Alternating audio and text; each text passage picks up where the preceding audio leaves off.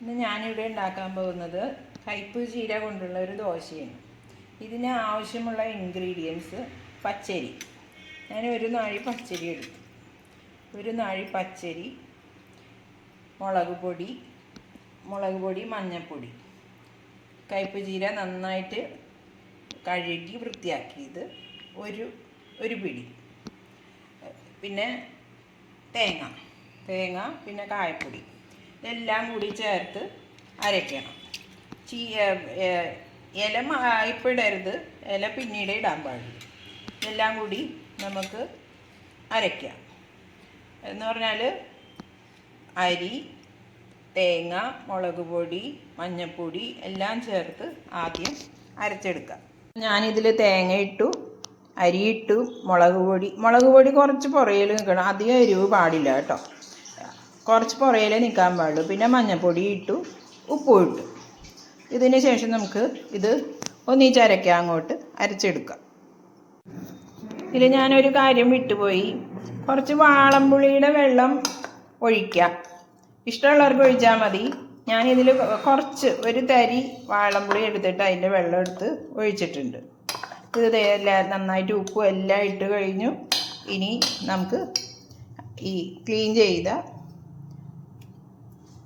ഇതിടാം, കയ്പ് ചീര. എന്നിട്ട് നന്നായിട്ട് ഇളക്കുക.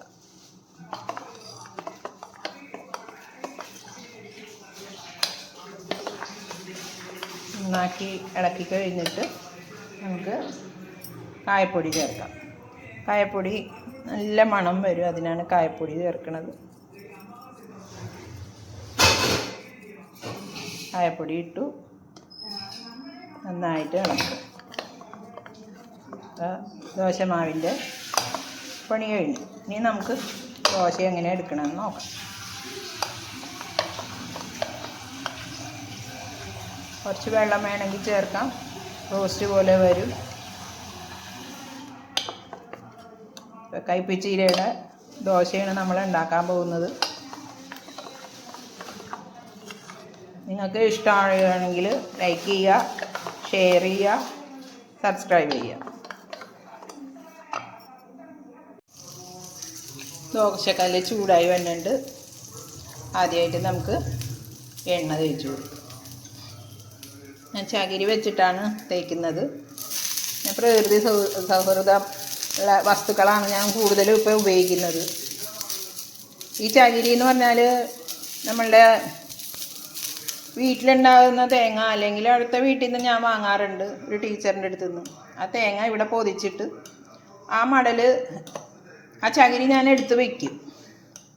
എന്നിട്ട് കുറേശ്ശെ ആയിട്ട് ഓരോന്ന് എടുത്ത് ഇതിലിട്ട് വയ്ക്കും. അപ്പോൾ പുറത്തുനിന്ന് വാങ്ങുന്ന തേങ്ങയുടെ ചകിരി നമുക്ക് വിശ്വസിക്കാൻ പറ്റില്ല. അവർ എവിടെയൊക്കെ ഇടുന്നു എന്നൊന്നും നമുക്കറിയില്ല.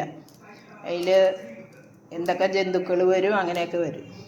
അപ്പോൾ ദോശ എടുക്കാം.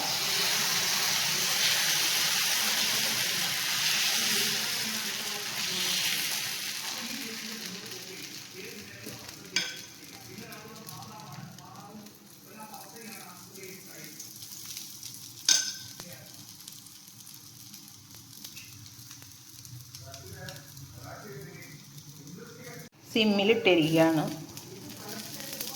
നന്നായിട്ട്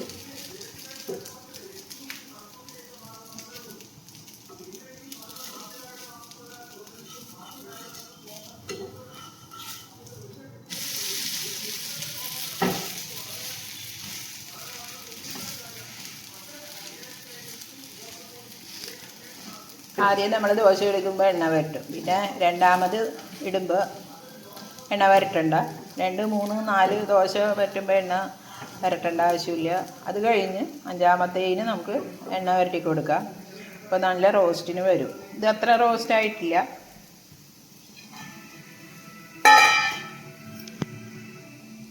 സിമ്മിലാണ് ഇട്ടിരിക്കുന്നത്. വേണമെങ്കിൽ ഒരു മൂടി വെച്ച് മൂടാം കേട്ടോ. അപ്പോൾ നന്നായിട്ട് മൊരിഞ്ഞ് വരും.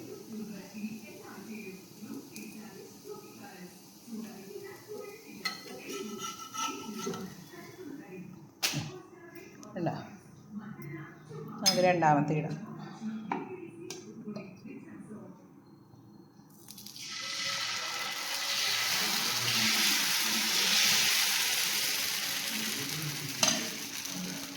ഇതിൻ്റെ കൂടെ മുക്കാൻ വേണമെങ്കിൽ ചമ്മന്തി ഉണ്ടാക്കാം. ഞാൻ അതിന് പകരം അച്ചാറാണ്, മാങ്ങ അച്ചാറാണ് ഉണ്ടാക്കിയിരിക്കുന്നത്. മാങ്ങ അച്ചാർ വെച്ച് മുക്കി കഴിക്കുക. അല്ലെങ്കിൽ ഒന്നും ഇല്ലെങ്കിലും കുഴപ്പമില്ല. അതിന് എരിവുണ്ട്, വെറുതെ കഴിക്കുകയും ചെയ്യാം. അത് ഓരോരുത്തരുടെ ഇഷ്ടം. അപ്പോൾ ഉണ്ടാക്കി നോക്കുക, നിങ്ങളുടെ അഭിപ്രായങ്ങൾ അറിയിക്കുക.